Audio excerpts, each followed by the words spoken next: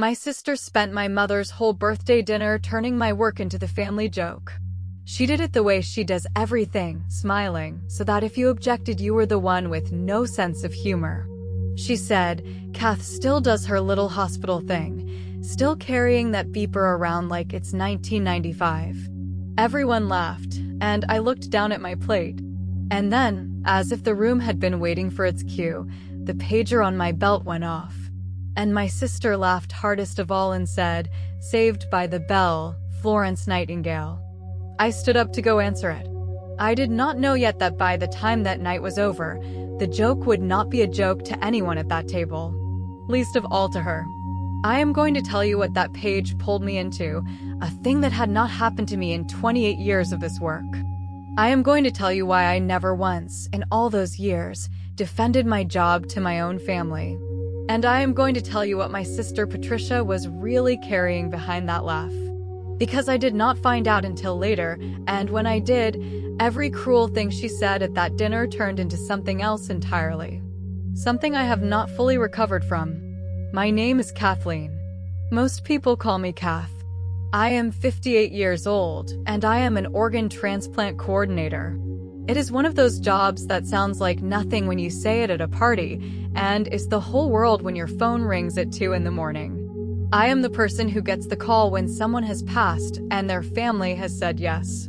I am the one who makes sure that a person's last gift finds the stranger across the state who has been waiting for it, sometimes for years, sometimes for one more day than they had. I carry a pager because the work does not keep office hours. Loss does not check your calendar. Neither does the person on the other end who gets to keep living because of it. My sister Patricia, Pat, is 61. She sells real estate, and she is good at it, and she has the house and the car and the loud, confident way of a person who has decided that visible success is the same thing as being safe. She is the one my mother always pointed to. Growing up, it was always, "Why can't you be more like your sister? Pat's got such drive. Pat's going places." And I was the reliable one, the steady one. In our family, that was another way of saying the one you did not have to worry about, which is another way of saying the one you did not have to look at. I want to be fair to Pat, and I am going to ask you to try, too, even through the next part. Because if you decide right now that she is just a cruel woman, you are going to miss everything that matters, the same way I almost did. That night at the restaurant, before the pager, I noticed a few things without noticing them, the way you do. Pat kept checking her phone. Face down by her plate, then a glance, then face down again, over and over. Twice she got up and stepped out to take a call, and came back with her smile bolted back on a little too fast. When my daughter Emily mentioned a friend who was in the hospital, Pat's face did something quick and strange before she covered it. And once, when Pat was being especially sharp with me, I saw my mother reach over and put her hand on Pat's arm, just rest it there, and Pat went quiet for a second. I filed none of it. I was too busy managing my own small humiliations to read anyone else's. I only understood those moments later, when I knew what to look for. Hold on to them. They matter. There was one more thing, and it is the one I keep coming back to. When the waiter brought my mother's birthday cake, and we were all singing, I looked across the table and Pat was not singing. She was looking at Gerald, who sat beside her quiet the whole meal the way he always was. And her face in that unguarded second was not the face of the woman who had been performing all night. It was bare, and it was afraid, and it was looking at her husband like she was trying to memorize him. Then the song ended and she was Pat again, loud and bright, and reaching for the next thing to say about my beeper. I saw that look and I thought, if I thought anything at all, that Pat had had too much wine. I know now what I was looking at. I was looking at a woman watching the clock run out on the person she loved most at a birthday party, with a smile painted on, telling no one. And I mistook it for wine. The dinner itself was a slow bleed. Pat had an audience and she used it. She asked me, in front of everyone, whether I had ever thought about doing something with my life while there was still time, said it like a kindness. She told a story about how I had wanted to be a nurse since we were girls, and wasn't it sweet that I never grew out of it? My mother laughed along, because my mother has been laughing along with Pat for 60 years. My daughter, Emily, did not laugh. I watched Emily's jaw tighten, watched her open her mouth to defend me, and I gave her the small shake of the head I have given her whole life, the one that means let it go, it's not worth it. Because in our family, defending myself was always more expensive than just absorbing the hit. I had done the math on that 1,000 times, and the answer was always the same. Stay quiet. Absorb it. Go home. And then the pager went off, and Pat delivered her line about the bell, and I walked outside to the parking lot to call in, grateful, honestly, to escape the table.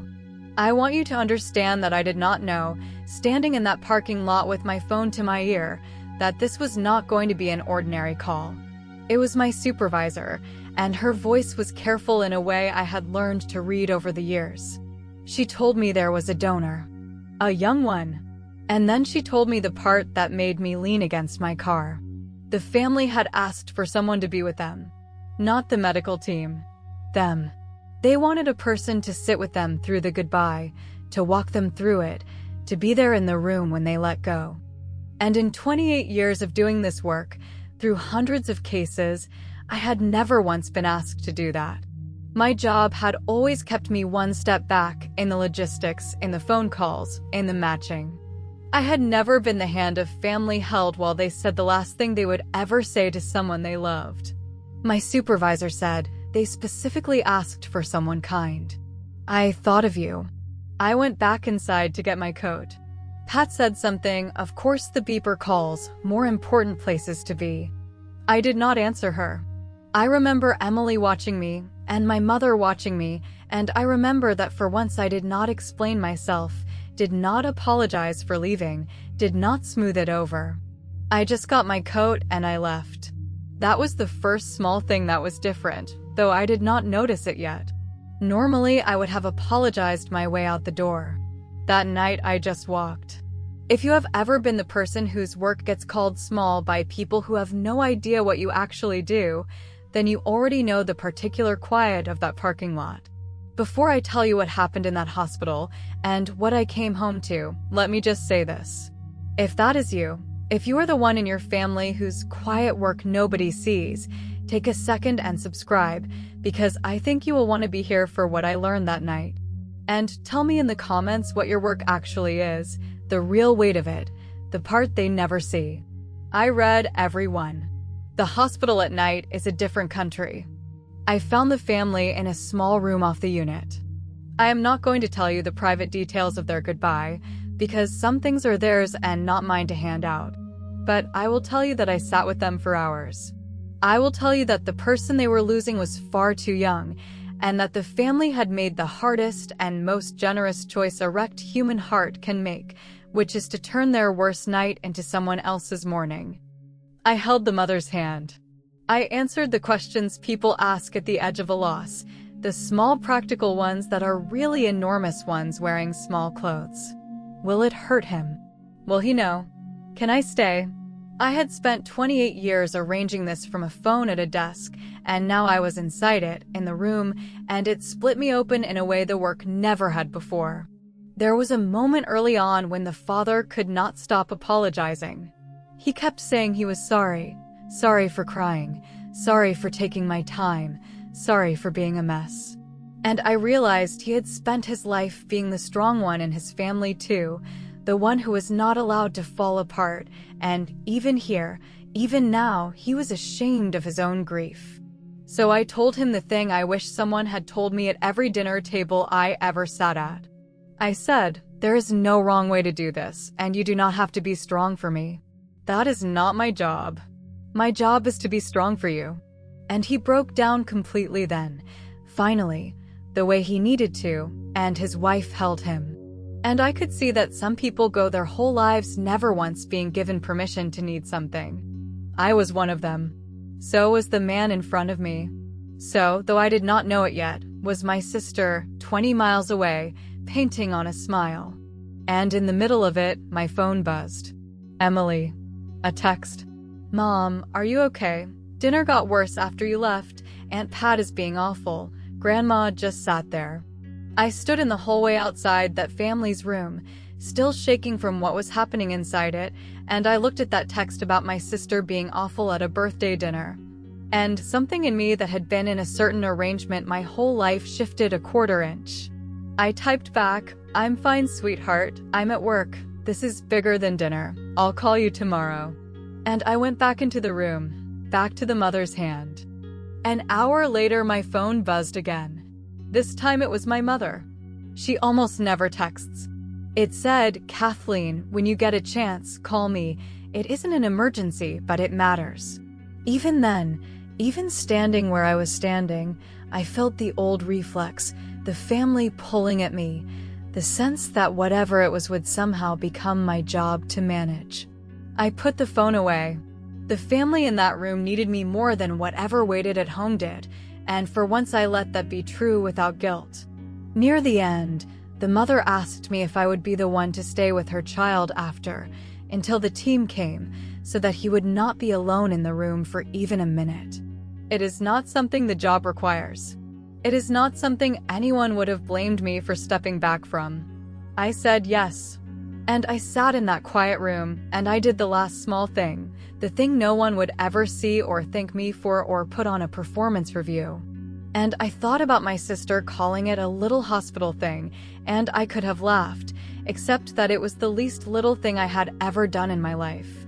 When it was over, when the family had said their goodbyes and the medical team took over and the machinery of what happens next began to turn, one of the nurses walked me to the elevator. She was a woman about my age who had been doing this even longer than I had. And she said the thing I have carried ever since. She said, you know, most people go their whole lives and never once do what you just did. Sit with strangers on the worst night of their lives and make it a little less lonely. She said, whatever they pay you, it isn't for this. This you do for free because it's who you are. And the elevator doors closed, and I stood in it alone, and I finally let myself feel the whole weight of the night, and I understood something I want to try to say correctly. I understood that I had spent my entire life letting people at dinner tables decide what my work was worth. My sister called it a little hospital thing, and I had absorbed that, carried it, half believed it. And I had just spent a night holding a family through the end of the world, and there was no version of that night that was little. The problem had never been that my work was small. The problem was that I had agreed to be ashamed of it, to carry my pager like an apology, to give my sister the shake of the head instead of the truth. I drove home at 4 a.m, changed in a way I could not yet explain to anyone, and I want to be clear about the change, because it matters for everything that comes after. It was not that I decided to fight back. It was that the dinner, the whole lifelong dinner, had become very small all at once held up next to that room. Pat's opinion of my job could not reach me anymore. Not because I had won an argument, but because I had been somewhere she had never been, and it had rearranged what was large and what was small. I thought that was the end of what that night had to teach me. It was barely the beginning. I called my mother the next afternoon, once I had slept a few hours and could hold a cup of coffee. I almost did not call, but she had said important, and she had used that particular voice in the text. So I called, and I asked her what was going on, and there was a silence on the line, the kind with weight in it. And I did something I had never done with my mother in 58 years. Instead of waiting patiently for her to get to it, instead of making it easy for her, I asked her the real question. I said, Mom, why did you sit there last night and let Pat do that to me? Again. You've done it my whole life. You let her make me the joke and you laugh along, and you never once, not one single time, said stop. I want to know why. I am 58 years old, and I want to know why my own mother never protected me. I did not say it angry. I said it tired and clear, in the voice of a woman who had held a stranger's hand through a goodbye 12 hours earlier and had run out of room for the old games. And my mother, who deflects, who changes the subject, who has ducked every hard conversation of our lives, did not duck this one. because I think the night had changed my voice and she heard it. She started to cry. My 82-year-old mother started to cry on the phone, and she said, because I have been so frightened and I did not know how to carry it, and Pat made me promise. And I said, promise what? Mom, promise what? And it came out of her in pieces, the way a thing comes out when it has been held too long. She had not meant to tell me like this. She had wanted to tell me in person. That was the importance she had texted about. But it broke out of her now, tangled up in her guilt about the dinner, because the two things were the same thing and she could not hold them apart anymore. Gerald was sick. My sister's husband, Gerald, the quiet man who had been married to my loud sister for 30 years, was very sick. The kind of sick that has a number attached to it now, a window instead of a horizon. And Pat had known for months. And Pat had told no one but our mother, had sworn our mother to silence. She had gone to every family dinner and sold every house and thrown every party with this sitting inside her, telling no one, letting no one help. Because Pat could not do the one thing that might have saved her from carrying it alone. Pat could not admit she needed anything. Pat could not stand in front of her family, especially in front of me, and say, I am not okay, my husband is dying, I am terrified. And I sat down on my kitchen floor with the phone against my ear, because the whole dinner had just rearranged itself in my mind, every cruel thing my sister had said, and I saw it for the first time from the inside.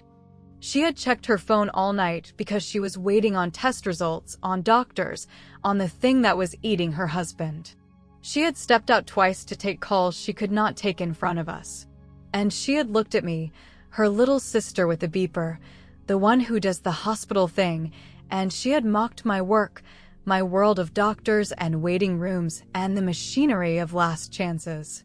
Because that world had just moved into her house and taken up residence in her husband's body. And the only thing she knew how to do with a terror that size was to make it small, and make it mine, and laugh at it across the dinner table. She was not laughing at my job. She was laughing at the thing that was taking Gerald, in the only disguise she could find, which was me. I want to tell you I saw all of that instantly and forgave it. I did not. My first feeling, God help me, was not compassion. It was a horrible, cold vindication, a voice that said, so the great Pat needs the world of little hospital things after all, doesn't she? It lasted about 4 seconds, and then it made me sick. Because I had just come from a room where a family gave away their child's heart to a stranger, and here I was on my kitchen floor feeling triumphant that my sister's husband was so ill. That is not who that night in the hospital had made me. That was who 30 years of dinners had made me, and I did not want to be her anymore. I want to tell you why I never talked about my work, because it is not the reason you would guess. Yes, there is confidentiality. There are things I can never say, names and details I carry to my own grave. But that is not why I went quiet at family tables. I went quiet because of one night a long time ago, maybe 15 years back, when I was newer to this and still raw from it, and I made the mistake of trying to tell them. We were at a dinner, one like all the others, and I had had a hard case that week, and it was sitting on me, and my sister asked how work was in that breezy way that does not actually want an answer, and I made the error of giving her a real one. I started to tell them, carefully, about what I did, about the weight of it. And I got about 4 sentences in before Pat looked at our mother and made a little face, the face you make about someone being dramatic, and she said, God, Kath, we're eating. And my mother laughed. And the subject was changed, and I sat there with the most important thing in my life half out of my mouth and no one wanting the rest of it. And I decided, in that moment, without deciding it, that I would never do that again. That my work was not for them. That I would carry it alone rather than have it waved away over a dinner roll one more time. So when Pat called it a little hospital thing all these years, she did not know she was finishing a sentence she started 15 years ago. And it took that night in the hospital to show me how much it had cost me to agree with her. I had let one bad dinner teach me to hide the truest part of myself for 15 years. That is the thing about being the strong one, the one who does not break. You do not break loudly. You just quietly decide, over and over, to disappear the parts of you that nobody wants to see until there is a whole person in there that your own family has never met. So I had a decision to make, and I want to be clear that this was mine, the realest one in this whole story, and no one made it for me. I knew something my sister did not know I knew. I knew the worst secret of her life, and I could do a great many things with it. I could confront her, force the truth into the open, make her admit in front of the family that she was not the strong one after all, that she needed the very world she had spent a lifetime looking down on. After 30 years of being the joke, I could finally, quietly, be right. My mother, still on the phone, was begging me, "Please don't tell her I told you. She'll never forgive me. Please, Kathleen." And I could see that my mother had spent her whole life managing Pat's fragility, protecting the pedestal, because she was afraid of what Pat would become without it. And that this was why she had never protected me. Not because she loved me less. Because I was the strong one, the one who did not shatter, and so I was the one she could afford to leave unprotected. That is its own kind of wound, being the child a parent trusts to survive being hurt. But it is not the same as being unloved, and I was old enough now to know the difference. Here is what I decided. I decided not to use it. Not the secret, not the vindication, not one drop of the power it gave me. Not because I am a saint. I already showed you I am not. The 4 seconds on the kitchen floor proved that. I decided not to use it because I finally understood, standing in the wreckage of that dinner and that hospital in the same 12 hours, that my sister and I had been doing the exact same thing our whole lives. Hiding. She hid behind loud, and I hid behind quiet, and both of us were terrified of being seen needing anything. And I was done. Somebody in this family had to stop hiding first, and the night before had shown me I was the only one who might be able to. So I did not confront her. I went to her house. I did not go to accuse. I did not go to say I know your secret. I went the way I had gone to that hospital room, as a person who sits with other people in the worst of it. I knocked on my sister's door on a Tuesday afternoon, and when she opened it with her armor half up, already reaching for something sharp to say, I did the thing that undid her. I did not say I know about Gerald. I said, I had a hard night at work and I didn't want to be alone. Can I come in? I made it about me needing her. I gave the strong one a way to be needed instead of a reason to defend herself, which was the only door into her that 30 years had left unlocked. She let me in. And we sat in her kitchen, and I did not push, and for a long time we talked about nothing. And then Gerald came through in his robe, thinner than I had seen him at the dinner, moving slow, and he smiled at me and went back to lie down, and after he left the room the silence changed. And my sister looked at the doorway he had gone through, and her armor just came off, all at once, the way it does when a person is too tired to hold it up for one more minute. And she said, in a voice I had not heard from her since we were girls, Kath, I don't know how to do this. And I did not say I know. I just moved my chair closer and I said, you don't have to know how. I do this every day. Let me help you carry it. She cried then, my loud, bright, unbreakable sister, and it was not the pretty kind of crying. It was the kind that has been held back so long it comes out ugly and heaving. And I held her the way I had held a stranger's mother the night before, and I felt that they were the same act, that this was the whole of my work, holding people at the edge of losing someone, and that I had somehow ended up doing it for the one person I never thought would let me.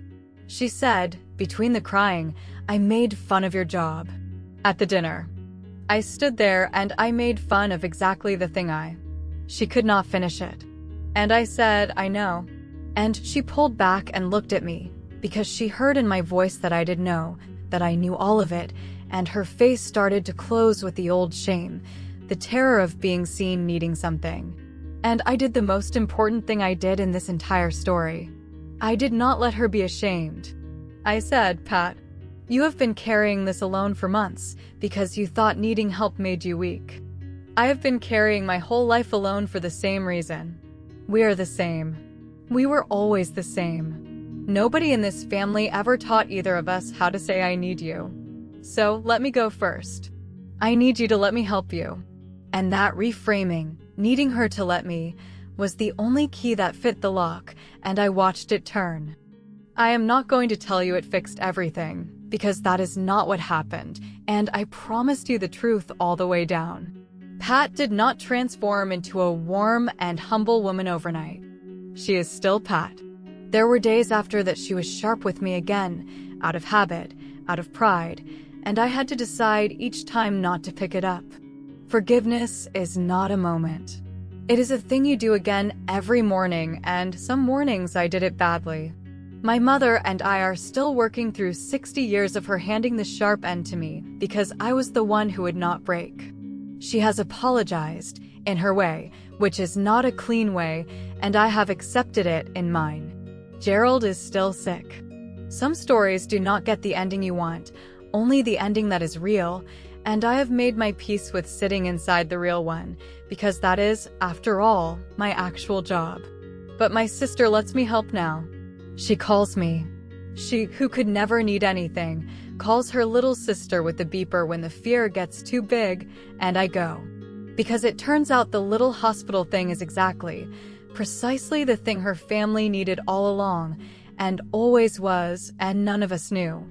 If this story reached something in you, about being underestimated by the people who are supposed to know you best, or about the quiet work that holds the world up while louder people take the credit, do me one kindness.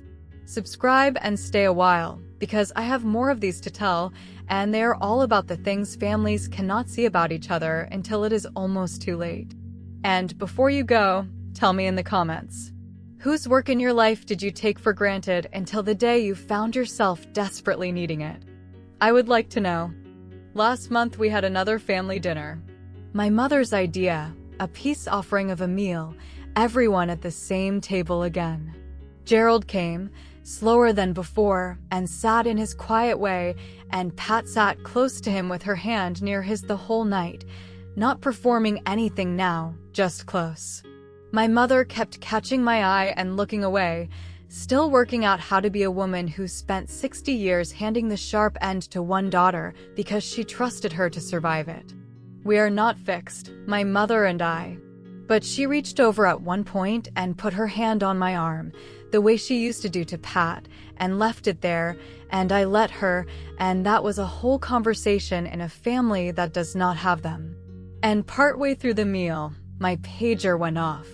The same sound as that first night, the sound my sister once called Saved by the Bell. And the table went quiet. Nobody laughed. My sister did not make a joke. She looked at me and she said, "Is it one of them? Is somebody waiting?" And I said yes.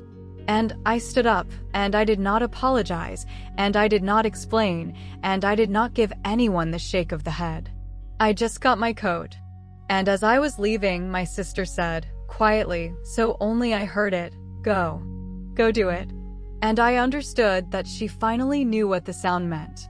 That somewhere out there a family was standing where hers was standing, at the edge of the worst and most generous thing a heart can do, and that I was the one who got to go sit with them in it.